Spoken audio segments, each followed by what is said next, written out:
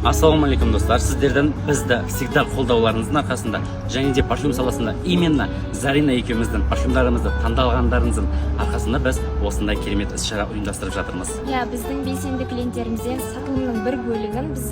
қайырымдылыққа жұмсағымыз келіп, бүгін қарттар үйіне келіп, азық-түлік арнайы өздерінің жақсы көретін тәттілерін алып келген